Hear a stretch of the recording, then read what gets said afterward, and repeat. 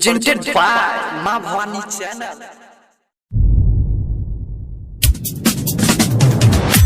Music by Asad Raj. झुलही लग भौजी किया है रे रे रे रे रे रे रे झुलही लग भौजी किया खुद कहे छे बैस के आबा दही होली में आबा दही होली में लड़ा बजे कैस के आबा दही होली में लड़ा बजे कैस के आबा दही होली में झुलही लग भौजी किया है रे रे रे रे रे रे रे झुलही लग भौजी किया खुद कहे छे बैस के आबा दही होली में आबा दही होली में लारा बजे कैस के आबा दही होली में रंगा बजे कैस के आबा दही होली में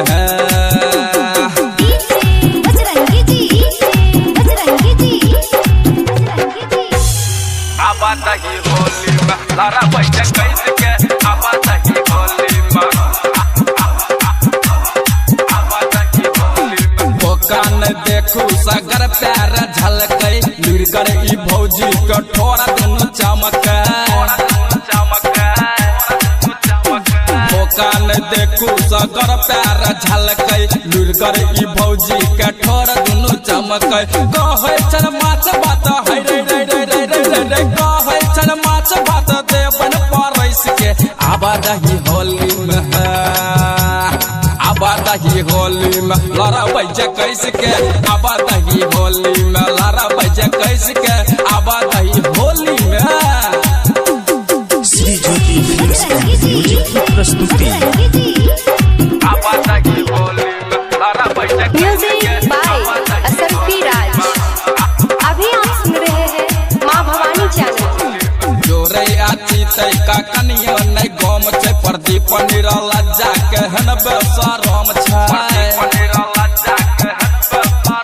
अरे जोरे आची तै का कनिया नै गम छै प्रदीप निराला जाके हन बेसरम छै केहन करम दैबा है रे रे रे रे रे रे रे केहन करम दैबा लिखलक या घैस के आबा दही होली में